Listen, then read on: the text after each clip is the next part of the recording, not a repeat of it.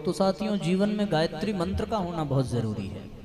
राम कथा के और भागवत के बड़े अद्भुत वक्ता हुए हैं, वर्तमान में है भी, बचपन से ही उनके नेत्र नहीं हैं। आपने सुना भी होगा चित्रकूट के निवासी रामभद्राचार्य जी, परम आदरणीय परम श्रद्धेय, उन्होंने अपने उद्बोधन में एक बात कही है। गायत्री मंत्र के 24 अक्षर हैं और 24 अक्षर का जाप एक बार यदि कोई उच्चारण कर ले तो वो एक साथ 24 अवतार को प्रणाम करने का पुण्य प्राप्त करता है। एक बार जपने पर, एक बार गायत्री मंत्र का जप भगवान के 24 अवतार को प्रणाम करने के बराबर है। गायत्री मंत्र से संबंधित यहाँ बहुत सारी पुस्तकें हैं साथियों। गायत्री की विलक्षण शक्ति, गायत्री विषयक शंका समाधान, गायत्री मंत्र के शब्दों के अक्षरों के अर्थ, ये सारी पुस्तकें यहाँ पर होंगी। आप उनको जाइए, लीजिए, पढ़िए और गायत्री मंत्र के वास्तविक ज्ञान और तत्व दर्शन को जानिए। ना कुछ मिले तो गायत्री महाविज्ञान ही लेकर के जाइए और जा करके आप उसको सुनिए और दुनिया को सुनाइए। आपको बहुत आनंद, बहुत लाभ मिलेगा। तो जीवन में ध्यान होना चाहिए धार्मिक होने के लिए, और जीवन में जप होना चाहिए। गुरुदेव ने लिखा है कि जप के लिए यदि स्थान निश्चित हो, समय निश्चित हो, जप के लिए आसन निश्चित हो और जप के लिए मंत्र निश्चित हो, तो वो जप तुरंत लाभकारी होता है। आप कल दीक्षा लीजिए परम पूज्य गुरुदेव से और गुरु मंत्र में गायत्री मंत्र को पाइए और उसके बाद गायत्री मंत्र का आप जाप करिए। गायत्री महाविज्ञान में गुरुजी ने लिखा है, शास्त्र भी कहता है कि जिसने 1 साल तक गायत्री मंत्र के 10 माला का जप किया, उसके सारे पाप ताप संताप समाप्त हो जाते हैं। ऐसा लिखा है। ये लिखा है कि 1000 गायत्री मंत्र जपने वाले ब्राह्मण को ही दान लेने का अधिकार है, ऐसा लिखा है। और गायत्री मंत्र की दीक्षा किसी समर्थ गुरु से लेनी चाहिए। समर्थ कौन होता है? जिसका मंत्र सिद्ध हो। मंत्र सिद्ध किसका होता है? शास्त्रों में वर्णन है कि मंत्र जितने अक्षर का हो उतने वर्षों तक, उतने लाख जप यदि किसी ने किया हो तो उसका मंत्र सिद्ध हो जाता है। और गायत्री मंत्र के 24 अक्षर हैं। परम पूज्य गुरुदेव ने 24 वर्षों तक 24 लाख के 24 पुरस्चरण किए हैं। इसलिए गायत्री मंत्र को दीक्षा के रूप में देने का आज इस पूरे दुनिया में यदि किसी को अधिकार है तो वो केवल और केवल परम पूज्य गुरुदेव को है। इनके अतिरिक्त और कोई ऐसा अधिकारी नहीं है जो गायत्री मंत्र की दीक्षा किसी को दे सके। और गायत्री मंत्र की दीक्षा को प्राप्त करने वाला व्यक्ति अपने हर लक्ष्य को प्राप्त कर लेता है, इसमें कोई दो राय नहीं है। समय का अभाव है, मैं आपसे निवेदन करूंगा गायत्री से संबंधित जो पुस्तकें वहां हों आप उसको लीजिए और खुद पढ़िए और जानने का प्रयत्न करिए। तीसरा है साथियों, जीवन में स्वाध्याय होना चाहिए। तीसरा नियम है, जो व्यक्ति स्वाध्याय करता है धर्म उसके जीवन में उतरता है, क्योंकि स्वाध्याय से ही उसे पता चलता है कि धर्म है क्या। स्वाध्याय से ही वो ये जान पाता है कि धर्म किसे कहते हैं। स्वाध्याय न हो तो उसे उचित अनुचित, ज्ञान अज्ञान, पवित्र अपवित्र का बोध ही नहीं होगा, नीति अनीति का अनुभव ही नहीं होगा, उसके भीतर विवेक सद्विवेक जागृत ही नहीं होगा और अच्छाई और बुराई का वो भेद ही नहीं कर पाएगा। इसलिए स्वाध्याय से जीवन में ज्ञान मिलता है। ज्ञान से बढ़कर के पवित्र इस संसार में कुछ भी नहीं है। भगवान ने गीता में कहा है, नहीं ज्ञानेन सदृशम पवित्रम महि विद्यते। इस धरती पर ज्ञान से अधिक पवित्र कुछ भी नहीं है। इसलिए ज्ञान को यदि पाना है तो जीवन में स्वाध्याय होना चाहिए। कौन कौन स्वाध्याय करता है? हाथ उठाओ जरा। करते हो आप? बहुत बढ़िया। गुरुजी ने लिखा है कि जो व्यक्ति जिस दिन स्वाध्याय नहीं करता उस दिन उसका जीवन चांडाल के समान हो जाता है। चांडाल जानते हो? चांडाल उसको कहते हैं जो चिता को अग्नि देता है, जो उसकी लकड़ियों की व्यवस्था करता है, दाह संस्कार जो कराता है, वो उसको चांडाल कहते हैं। आप लोगों को एक जानकारी मैं दे दूं, मोबाइल किसके किसके पास है? हाथ उठाओ जरा। स्वाभाविक है भाई, सबके पास होगा। तो आप अपने मोबाइल को निकालिए जिनके पास हो। ये दादा छोटी वाली नहीं चलेगी, बड़ी वाली चाहिए, एंड्रॉयड सेट चाहिए जिसमें यूट्यूब चलता हो। आप यूट्यूब पर जाइएगा, उस पर शांति कुंज लिख करके सर्च करिएगा। क्या लिखेंगे? शांति कुंज आप लिखेंगे तो आपको गायत्री परिवार के परम पूज्य गुरुदेव के बहुत सारे पुस्तकों का स्वाध्याय करने को मिलेगा।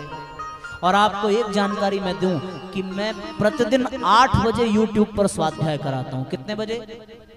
कब? रात में कि सुबह?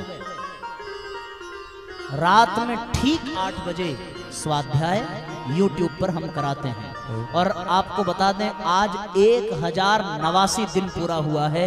ये 1089 दिन से स्वाध्याय चल रहा है।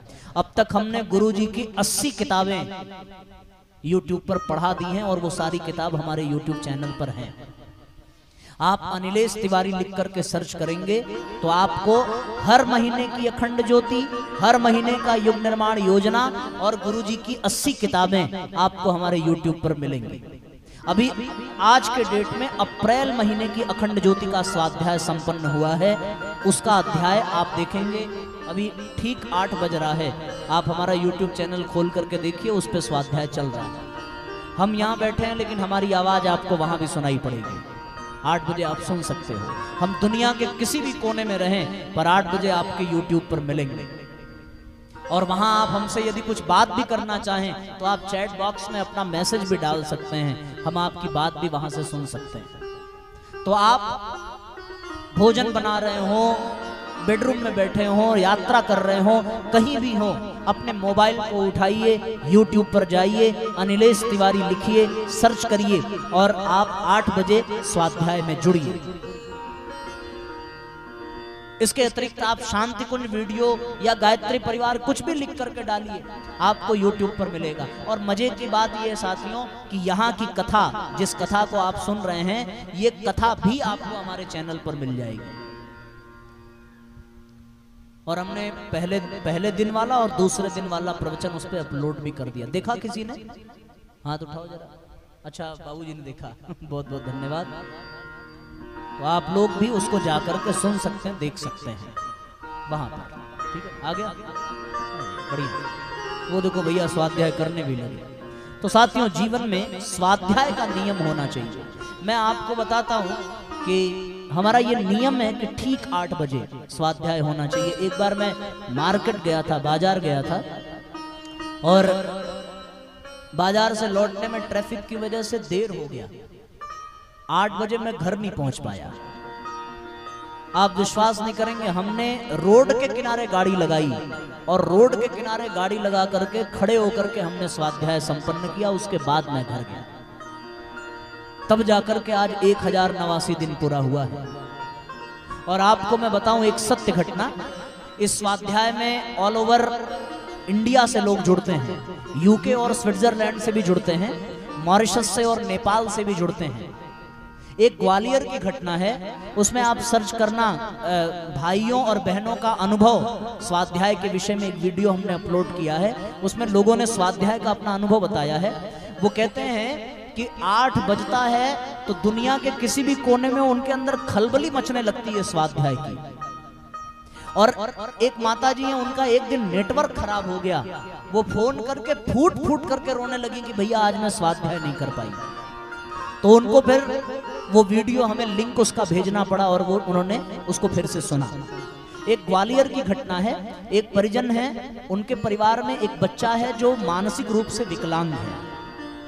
लेकिन जैसे ही 8 बजता है, उनके यहाँ ब्लूटूथ से कनेक्ट करके स्पीकर में यूट्यूब से स्वाध्याय पूरा परिवार बैठ करके सुनता है।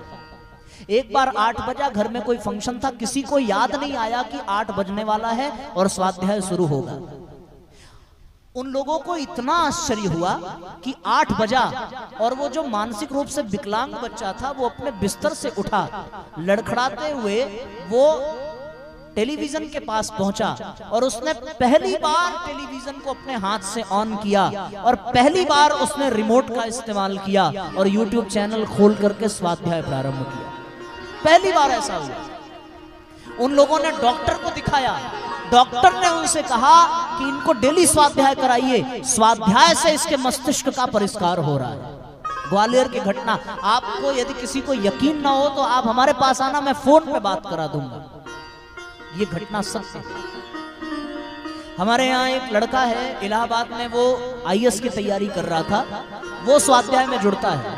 बाबूजी आईएएस का वो पेपर दे करके आया, और पेपर दे करके आने के बाद उसने मुझे फोन किया और उसने कहा कि भैया आपके स्वाध्याय में से 15 नंबर का लिखने वाला प्रश्न आया था, जिसे केवल मैंने स्वाध्याय के नाते आज करके आया हूं, और उसका हाई कोर्ट में सिलेक्शन हुआ है। 15 नंबर का क्वेश्चन उसको स्वाध्याय से मिला, क्योंकि आईएएस में एक पोर्शन होता है अपनी संस्कृति और अपनी सभ्यता से रिलेटेड भी क्वेश्चन आते हैं। गुरुजी की पुस्तक से उसको 15 नंबर का मिला। तो मैं कितनी बातें बताऊं, आप स्वाध्याय कभी मत छोड़िए। जिसने स्वाध्याय को अपने जीवन में स्थान दिया, उसका जीवन ज्ञान से परिपूर्ण हो जाता है, और ज्ञान ही मुक्ति का साधन है। तो आप यहां से एक एक पुस्तक तो हर व्यक्ति को लेकर के जाना ही चाहिए। वो ले जाए, उसको पढ़े, फिर आप आपस में उन पुस्तकों को बदल करके पढ़िए। जीवन में ज्ञान होगा तो आप सब कुछ कर पाएंगे, क्योंकि दुनिया में अज्ञान ही सारे दुखों का कारण है। यदि जीवन में ज्ञान हो तो सारे दुख समाप्त हो जाते हैं। एक तीसरा नियम, पहला क्या था? धार्मिक बनने का पहला नियम ध्यान, दूसरा जप, तीसरा स्वाध्याय, और चौथा सत्संग। सत्संग भी है, क्योंकि समय का अभाव है, इसलिए सत्संग और सेवा, इन दोनों के विषय में हम लोग विस्तार से कल चर्चा करेंगे। कल दीप यज्ञ भी है, सवेरे दीक्षा संस्कार है, और कल इस कार्यक्रम का विश्राम दिवस भी है। तो आप सब लोग बड़ी तैयारी से आइएगा, और जरूर आइएगा, ताकि हम लोग एक दूसरे को विदा कर सकें, एक दूसरे के साथ दीप यज्ञ के पर्व का आनंद ले सकें। और हमने एक बड़ा प्यारा गीत बनाया दीप यज्ञ के लिए, वो भी कल आपको सुनाएंगे, आप उसको भी सुनेंगे, बहुत आनंद आएगा। सवेरे दीक्षा संस्कार भी होगा। तो आइए आज के इस कार्यक्रम को अब धीरे से, यहाँ पर मन तो नहीं हो रहा है, पर एक अनुशासन आप लोगों ने दिया है कि 8 बजे तक वैसा पूरा हो जाए। लोग दूर दूर से आते हैं, और वैसे लग नहीं रहा है कि आप लोगों को सुनने में इंटरेस्ट नहीं आ रहा। एक भी आदमी कम नहीं हुआ है बढ़ने के सिवा। जितने लोग आए हैं वो सब अंत तक बैठे, तो ये हमारा सौभाग्य। एक बार आप लोग अपने लिए जोरदार तालियां बजाइए। इतना भावपूर्वक आपने इतनी एकाग्रता के साथ सुना है, मन प्रसन्न है। गुरुदेव माता जी और ये व्यासपीठ हमारी आपको बहुत बहुत शुभकामना, बहुत बहुत आशीर्वाद देती है। आप सबका कल्याण हो, और आप सबका जीवन सद्ज्ञान, सद्भाव, सत्कर्म से भरा हो। इसी भाव के साथ आज के सत्र को विराम दें। सत्संग जीवन में हो, सेवा जीवन में हो, स्वाध्याय जीवन में हो, ध्यान जीवन में हो, जप जीवन में हो, तो हमारा जीवन धार्मिक बनता चला जाएगा। हम अपने जीवन में धर्म को अवतरित कराते चले जाएंगे, और हम सबका जीवन सार्थक बन जाएगा।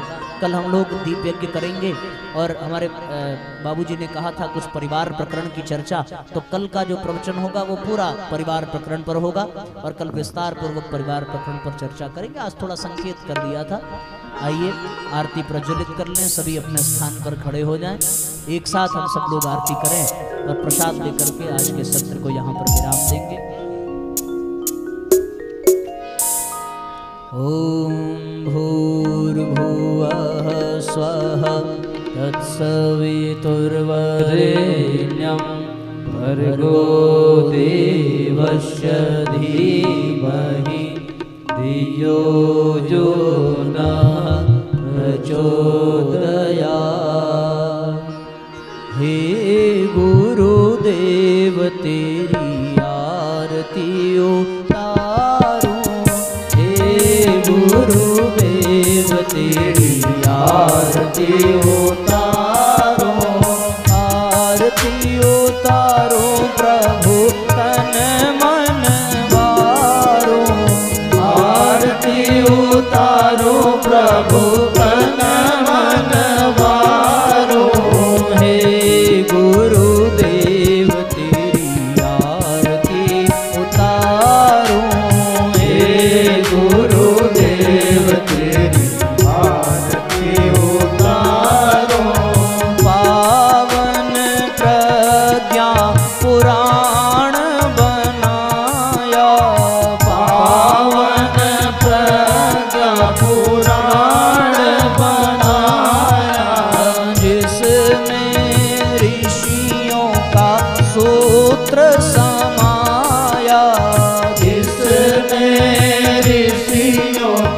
सूत्र समाया, उन सूत्रों से जन्म सवारूं, उन सूत्रों से जन्म सवारूं। हे गुरुदेव तेरी आरती उतारूं, हे गुरुदेव तेरी आरती उतारूं। शांति कुंज गुरुकुल है पावन, शांति कुंज गुरुकुल है पावन, जाकर शांति जहाँ पाता मन, जाकर शांति जहाँ पाता मन, वहीं रह कर गुरु मंत्र उचारूं, वहीं रह कर गुरु मंत्र उचारूं। हे गुरुदेव तेरी आरती उतारूं, हे गुरुदेव तेरी आरती उतारूं। गुरुवर मेरे प्राण तुम्ही हो, गुरुवर मेरे प्राण तुम्ही हो, इष्ट तुम्ही भगवान तुम्ही हो, इष्ट तुम्ही भगवान तुम्ही हो। अंत समय में किसे पुकारूं, अंत समय में किसे पुकारूं। हे गुरुदेव तेरी आरती उतारूं, हे गुरुदेव तेरी आरती उतारूं। तुम ही ब्रह्मा विष्णु तुम्ही हो, तुम ही ब्रह्मा विष्णु तुम्ही हो, राम तुम्ही हो कृष्ण तुम्ही हो, राम तुम्ही हो कृष्ण तुम्ही हो। सच्चित आनंद तुम्हें निहारूं, सच्चित आनंद तुम्हें निहारूं। हे गुरुदेव तेरी आरती उतारूं, हे गुरुदेव तेरी आरती उतारूं। ज्ञान की अखंड ज्योत जलाकर, ज्ञान की अखंड ज्योति जलाकर, आप बन गए स्वयं प्रभाकर, आप बन गए स्वयं प्रभाकर। स्वर्णिम सूर्य में तुम्हें निहारूं, स्वयं सूर्य तुम्हें निहारूं। हे गुरुदेव तेरी आरती उतारूं, हे गुरुदेव दोनों हाथ ऊपर उठाकर एक साथ ताली बजाओ। उतारूं। कर्पूर गौरम करुणावतारम संसार सारम बुद्धिहारम सदा वसंतम हृदयारविंदे भवं भवानी सहितं नमामि। त्वमेव माता तथा त्वमेव बन्धु सखा त्वमेव विद्या द्रविडं त्वमेव सर्वं मम देव मनोजवं मारुतुल्यवेगं जितेन्द्रियं बुद्धिमतां वरेण्यं वातात्मजं वानरयुतं